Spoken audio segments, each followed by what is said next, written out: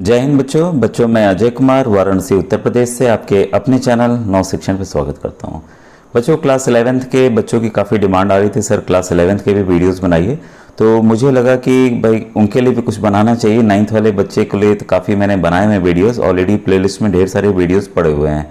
तो बच्चों आज से मैं कुछ साइंस के कुछ स्टार्ट करने जा रहा हूँ और ये काफ़ी बच्चों इंपॉर्टेंट क्वेश्चंस हैं और ये बदल के भी आ सकते हैं। आज मैं जैसे बेसिकली आज आपको पहला क्वेश्चन ये दिख रहा होगा एक रिएक्शन वाला, तो ये आपको एक सिंपल देखिए रिएक्शन चीज़ें समझने की हैं, रटने और याद करने की चीज़ें नहीं कि अच्छे किसके बीच में रिएक्शन। वो देखिए जैसे पहला क्वेश्चन आपको दिख रहा होगा, तो हिंदी मीडियम वाले बच्चे परेशान नहीं होंगे, मैं इसको बता रहा हूँ। देखिए क्वेश्चन जो है विच of the following can undergo a chemical reaction, ठीक है। तो इनमें से जो भी ऑप्शंस दिए हुए हैं इनमें से कौन सा रिएक्शन होगा, ठीक है। तो ये सवाल पूछ रहा है, क्या मैग्नीशियम सल्फेट आयरन के साथ रिएक्ट करेगा, क्या जिंक सल्फेट आयरन के साथ रिएक्ट करेगा, कि मैग्नीशियम सल्फेट लेड के साथ रिएक्ट करेगा, कि कॉपर सल्फेट आयरन के साथ रिएक्ट करेगा। तो भाई आप कितने रिएक्शंस को याद करोगे, ठीक है। तो उसका बच्चों आपको एक चीज़ इस सवाल को बताने के पहले मैं आपको एक रिएक्टिविटी सीरीज आपको बताना चाहूँगा। देखिए जब भी इस तरह के प्रश्न आए आपको देखिए रिएक्टिविटी सीरीज का ध्यान रखना पड़ेगा। तो रिएक्टिविटी सीरीज में बच्चों जो भी आपको पता है सबसे पहला जो होता है सबसे ज़्यादा रिएक्टिव होता है पोटेशियम, ठीक है। इसको के से डिनोट करते हैं। इसके बाद आपका है सोडियम, उसके बाद है आपका बच्चों कैल्शियम, उसके बाद है आपका मैग्नीशियम, ये हिंदी में भी यही कहेंगे, ठीक है। इसके बाद है अल्मोनियम, ये सिंबल्स को याद रखिएगा, ठीक। जिंक, ठीक है। जिंक के बाद है आपका आयरन, आयरन के बाद है आपका लेड, और लेड के बाद है आपका हाइड्रोजन। हाइड्रोजन बच्चों एक बेस की तरह आप मान के चलिए, ठीक है। लेड के बाद है हाइड्रोजन, हाइड्रोजन तक आपको ऐसे ही याद करना है। हाइड्रोजन के बाद आप कॉपर, मरकरी और सिल्वर और गोल्ड, ठीक है। कॉपर, मरकरी, सिल्वर, एजी और गोल्ड। ये देखिए सब सिंबल आपको याद करने पड़ेंगे बच्चों, क्योंकि जब आप सॉल्व करेंगे इसको पॉज करके आप नोट डाउन कर लीजिएगा, ठीक है। तो हाइड्रोजन के नीचे जो रिएक्टिविटी सीरीज है ये ज़्यादा इंपॉर्टेंट हो जाती है, जो कि कंफ्यूजन वाले क्वेश्चंस इससे ज़्यादा बनते हैं बच्चों, ठीक है। तो आप जैसा पहला क्वेश्चन में देख रहे हैं कि आयरन जो है, अगर मैं यहाँ सब लिख देता तो ज़्यादा अच्छा होता, ठीक है। मैं लिख नहीं पाया हूँ। आयरन जो है यहाँ देखिए अब आपको दिख रहा होगा, आयरन जो है ये देखिए हाइड्रोजन के नीचे कॉपर आ रहा है, तो ये आयरन जो है कॉपर के ऊपर है। रिएक्टिविटी सीरीज अगर देखी जाए ये इसको कहते हैं रिएक्टिविटी सीरीज, कि मतलब कौन सा मेटल ज़्यादा क्रियाशील होगा, ठीक है। तो आयरन ऊपर आ रहा है कॉपर से, तो देखिए ये जो रिएक्शन है, ठीक है, copper sulphate, copper sulphate, copper यहाँ पर वीक हो गया, आयरन यहाँ पे मजबूत हो गया। और बाकी में देखेंगे इस तरह की सिचुएशन नहीं बन पा रही है। यहाँ देखिए इस वाले में देखिए जिंक ऑलरेडी आयरन के ऊपर आ रहा है, ठीक है। तो आयरन भाई कैसे इससे ज़्यादा तो क्रियाशील होगा नहीं, ज़्यादा रिएक्टिव होगा नहीं, इसलिए इसको रिप्लेस नहीं कर सकता। मैग्नीशियम भी ऑलरेडी आयरन से ज़्यादा रिएक्टिव है, तो आयरन इसको भी नहीं करेगा। तो इस तरह से हम किसी भी रिएक्शंस को जान सकते हैं कि कौन सा रिएक्शन होगा। इसको बच्चों याद आपको करना पड़ेगा, ठीक है। क्योंकि आज मैं फेस दिखा के कर रहा हूँ तो इसलिए बच्चों मैं लिख नहीं पा रहा हूँ, नहीं तो एग्जैक्ट आपको अच्छे से लिख के उसमें बता देता। तो इसलिए देखिए ऑप्शन नंबर डी जो है आपका बच्चों इसमें सही होगा। कारण क्या है, आपने कारण समझ लिया है, ठीक है। कि और एक और चीज़ याद रखिएगा कि क्योंकि यहाँ पर देखिए कॉपर सल्फेट, जब कॉपर सल्फेट हमारा आयरन के साथ रिएक्ट कर रहा है तो हो क्या रहा है, यहाँ पर कॉपर को हटा देता है आयरन और खुद उसके साथ मिल जाता है। तो एक तरह से ये जो है सब्स्टिट्यूशन रिएक्शन भी है और कॉपर अलग से सॉलिड के फॉर्म में आ जाता है, ठीक है। और इसको कहेंगे सिंगल डिस्प्लेसमेंट रिएक्शन भी, मतलब एक बार कोई चीज़ डिस्प्लेस हो रही है, इसकी जगह आ रहा है और ये अलग हो जा रहा है, ठीक है। तो इस रिएक्शन को देखिए एग्जाम्पल के तौर पे सब्स्टिट्यूशन रिएक्शन या सिंगल डिस्प्लेसमेंट रिएक्शन के एग्जाम्पल के तौर पे भी देखा जा सकता है। तो मुझे उम्मीद है ये प्रश्न आपको समझ में आ गया होगा। अब ये वाला बच्चों प्रश्न ये भी समझने लायक है, कई बार ग्रेफाइट के ऊपर प्रश्न भी आते हैं। Generally non metals are not conductor of electricity, which of the following is a good conductor of electricity. देखिए जनरली जो अधातु होते हैं वो विद्युत के कुसंचालक होते हैं, संचालन उनके जरिए विद्युत है नहीं गुजर सकती है, ठीक है। तो इसमें पूछा है कि इनमें से ऐसा कौन सा चीज़ है, कौन सा ऐसा नॉन मेटल है, कौन सा अधातु है जिसके जरिए वो जो है बिजली जो है गुजर सकती है या एक सुचालक है बिजली का, ठीक है, तो इसका उत्तर है बच्चों ग्रेफाइट। ठीक है, हम ये उत्तर कई बच्चे जानते हैं, लेकिन इसके पीछे कारण क्या है? इसके पीछे बच्चों देखिए, आपको पता होगा, आप कमेंट सेक्शन में लिख के बताइएगा कि ग्रेफाइट जो है कहाँ इस्तेमाल होता है। ठीक है, तो अगर मान लीजिए ग्रेफाइट ये बना, इसके स्ट्रक्चर हैं, तो ये डिफरेंट उसके लेयर्स हैं बच्चों। ठीक है, परत है। ठीक है, ये परत के बीच में बच्चों आपस में इंटरमॉलिक्यूलर फोर्स है, आपस में जो इनको बांधे रखता है वो बहुत ही कमज़ोर होता है। इस वजह से इसके इलेक्ट्रॉन जो हैं इधर उधर थोड़ा घूमते रहते हैं। तो जब भी देखिए बिजली पास की जाती है, इस वजह से ग्रेफाइट जो है वो सुचालक बन जाता है।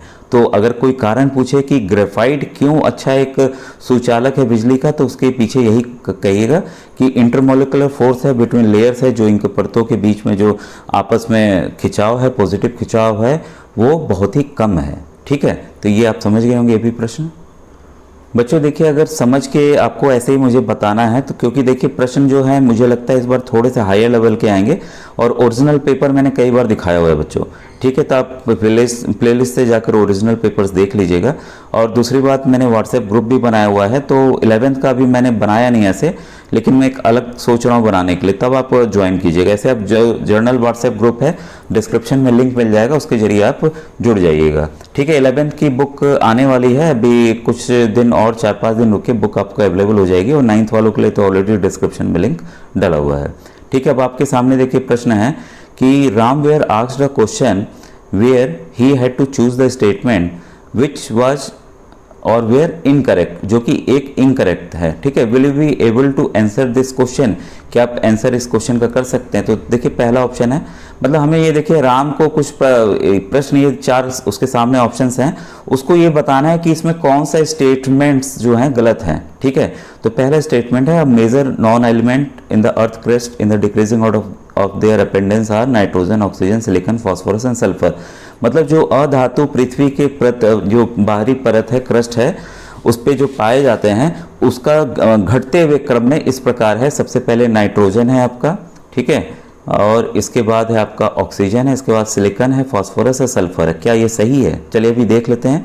नंबर बी है, 2 नॉन मेटल्स, दो अधातु, hydrogen, oxygen are main constituents of oceans. क्या जो 2 अधातु हैं वो समुद्र के जो पानी है उसके मेन कॉन्स्टिट्यूएंट्स हैं पानी के, क्या ये सही है? ठीक है, तो फिर इसके बाद है 2 non metals, oxygen and nitrogen are main constituents of air. तो ये जो 2 अधातु ऑक्सीजन और नाइट्रोजन, ये हवा के मुख्य तत्व हैं। ठीक है, क्या ये सही है? ठीक है, इसके बाद है the most abundant metal in earth crust is aluminium which constitutes about 7% of the earth crust. बच्चों देखिए, एल्युमिनियम जो है, जो पृथ्वी की बाहरी परत है, एक धातु के रूप में मेन कंस्टिट्यूएंट है, जो कि 7% इसका भाग है। तो बच्चों ये सभी पॉइंट्स काफ़ी इंपॉर्टेंट है, ए को छोड़कर। ए का मैं सही उत्तर बता दे रहा हूँ, तो ये भी काफ़ी इंपॉर्टेंट अपने आप में हो जाएगा। तो इसमें देखिए जो बी है, एकदम से अलग से याद कर लीजिएगा। हाँ, मेन कंस्टिट्यूएंट है, क्योंकि पानी किससे बनता है? H2O, आपको पता है। हाइड्रोजन के 2 होंगे और ऑक्सीजन का 1 होगा। और उसके बाद है आपका ये वाला भी, सी भी ऑप्शन सही है, और हमारा डी भी ऑप्शन सही है। तो बच्चों जो ए ऑप्शन है वो यहाँ पे यही एक गलत है। सबसे पहले देखिए सबसे ज़्यादा ऑक्सीजन है, इसके बाद सिलिकॉन है, इसके बाद फास्फोरस है, इसके बाद सल्फर है। इस क्रम को आप जरूर याद कर लीजिए बच्चों, क्योंकि इस क्रम पे सवाल बदल के फिर से आ सकते हैं। बच्चों ये काफ़ी अच्छा ये वाला प्रश्न है। देखिए रिएक्शंस होता है एक्स और वाई के बीच में, reaction between X and Y forms compound Z. तो एक्स एंड वाई जब रिएक्शन होता है तो जेड बनता है। X loses electron, X lose करता है अपने इलेक्ट्रॉन को, और वाई जो है वो गेन कर लेता है इलेक्ट्रॉन को। ठीक है, तो इसमें पूछ रहा है कि जेड की कौन सी प्रॉपर्टी नहीं होगी। तो पहला है ए है हाई मेल्टिंग पॉइंट, उसका गलनांक जो है बहुत ही हाई होगा। दूसरा है हैज लो मेल्टिंग पॉइंट, उसके कम होगा गलनांक। फिर है conducts electricity in molten state, वो जो सुचालक हो जाएगा बिजली का जब वो द्रव के रूप में होगा। एंड अकर्स एज सॉलिड, वो एक सॉलिड के रूप में होगा, यानी कि ठोस के रूप में होगा। तो बच्चों ये काफ़ी अच्छा प्रश्न है, आइए इसको मैं समझा दे रहा हूँ आपको। इसमें देखिए x हो गया और y दोनों रिएक्शन करते हैं, बनाते हैं Z। अब ये अपना इलेक्ट्रॉन दे रहा है और ये ले रहा है। इसको आप इससे समझिए, सोडियम और क्लोरीन को समझिए। सोडियम और क्लोरीन, सोडियम हमेशा एक धातु है और ये नॉन मेटल है। ये देना चाहता है, ये लेना चाहता है, तो क्या बन जाएगा? NaCl। भाई नमक बन गया कि नहीं बन गया? तो नमक आपका यहाँ पर बेस्ट एग्जाम्पल है। ठीक है, तो ये बच्चों नमक है क्या, एक तरह का बच्चों ये एक आयोनिक कंपाउंड है। ठीक है, तो जो भी बच्चों आयोनिक कंपाउंड होते हैं उनके पास बहुत ही हाई मेल्टिंग पॉइंट होती है, क्योंकि बहुत तगड़ा बॉन्ड इनके बीच में बना होता है। हाँ, अगर ये द्रव के रूप में होंगे तो बिजली कंडक्ट करेंगे, और एक सॉलिड के रूप में होते हैं। तो इसमें क्या है, अगर इनमें पकड़ इनकी जो बॉन्डिंग होती है इतनी मजबूत होती है, इस वजह से इनका लो मेल्टिंग पॉइंट हो ही नहीं सकता। ठीक है, तो इसलिए बच्चों इसका जो आंसर नंबर बी है सवाल के हिसाब से सही है। बच्चों ये भी काफ़ी अच्छा क्वेश्चन है। An electrolytic cell consist of, तो इलेक्ट्रोलाइटिक सेल के बारे में बता दें, मैं वीडियोस में बताया भी हूँ पिछले वाले में।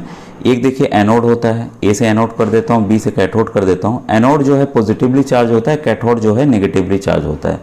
और इसमें जब भी इलेक्ट्रोलिसिस होती है, मान लीजिए कॉपर सल्फेट है, ठीक है, तो कॉपर सल्फेट को अगर हम बिजली पास करते हैं इसके अंदर, तो कॉपर प्लस हो जाएगा, ठीक है, और सल्फेट जो है माइनस में हो जाएगा।